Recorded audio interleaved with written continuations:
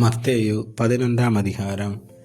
இயேசு தம்முடைய 12 சீசர்களுக்கும் கட்டளை கொடுத்து முடித்த பின்பு அவர்களுடைய பட்டணங்களில் உபதேசிக்கவும் பிரசங்கிக்கவும் அவ்விடம் விட்டு போனார். அத்தருணத்தில் காவலில் இருந்த யோவான் கிறிஸ்துவின் கிரியைகளை குறித்து கேள்விப்பட்டு தன் சீசரில் 2 பேரை அழைத்து, வருகிறவர் நீர்தானா அல்லது வேறொருவர் வர காத்திருக்க வேண்டுமா என்று அவரிடத்தில் கேட்கும்படி அனுப்பினான். இயேசு அவர்களுக்கு பிரதியுத்தரமாக, நீங்கள் கேட்கிறதையும் காண்கிறதையும் யோவானிடத்தில் போய் அறிவியுங்கள்.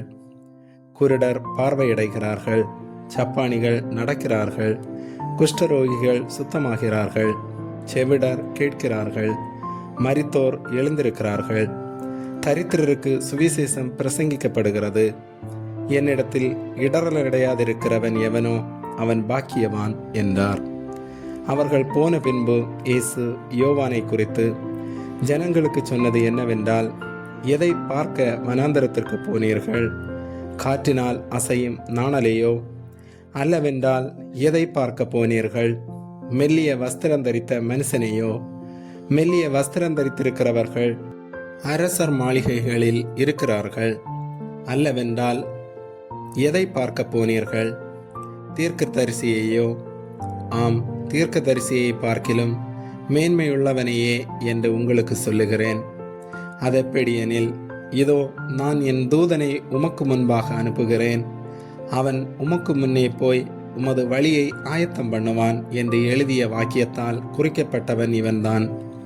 ஸ்திரீகளிடத்திலே பிறந்தவர்களில் யோவான் ஸ்நானனை பார்க்கிலும் பெரியவன் ஒருவனும் எழும்பினதில்லை.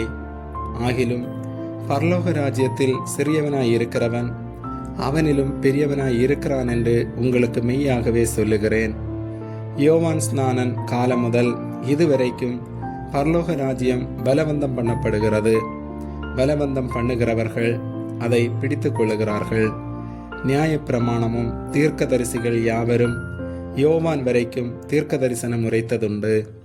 நீங்கள் ஏற்றுக்கொள்ள மனதாயிருந்தால் வருகிறவனாகிய எலியா இவன்தான். கேட்கிறதற்கு காதுள்ளவன் கேட்க கடவன். இந்த சந்ததியை யாருக்கு ஒப்பிடுவேன்? சந்தை வெளிகளில் உட்கார்ந்து தங்கள் தோழரை பார்த்து, உங்களுக்காக குழல் ஊதினோம், நீங்கள் கூத்தாடவில்லை, உங்களுக்காக புலம்பினோம், நீங்கள் மாரடிக்கவில்லை என்று குறை சொல்லுகிற பிள்ளைகளுக்கு ஒப்பாயிருக்கிறது. எப்படியெனில், யோவான் போஜனபானம் பண்ணாதவனாய் வந்தான். அதற்கு அவர்கள், அவன் பிசாசு பிடித்திருக்கிறவன் என்றார்கள். மனுஷகுமாரன் போஜனபானம் பண்ணுகிறவராய் வந்தார். அதற்கு அவர்கள், இதோ போஜன பிரியனும் மதுபான பிரியனுமான மனுஷன் ஆயக்காரருக்கும் பாவிகளுக்கும் சிநேகிதன் என்கிறார்கள். ஆனாலும் ஞானமானது அதன் பிள்ளைகளால் நீதி உள்ளதென்று ஒப்புக்கொள்ளப்படும் என்றார். அப்பொழுது தமது பலத்த செய்கைகளில் அதிகமானவைகளை செய்ய கண்ட பட்டணங்கள் மனந்திரும்பாமற் போனபடியினால் அவைகளை அவர் கடிந்து கொள்ளத் தொடங்கினார். கோராசினே, உனக்கு ஐயோ! பெத்சாயிதாவே, உனக்கு ஐயோ!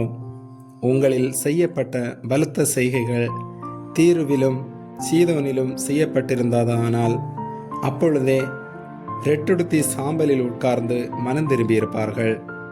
நியாய தீர்ப்பு நாளிலே உங்களுக்கு நேரிடுவதை பார்க்கிலும் தீருவுக்கும் சீதோனுக்கும் நேரிடுவது லகுவாய் இருக்கும் என்று உங்களுக்கு சொல்லுகிறேன்.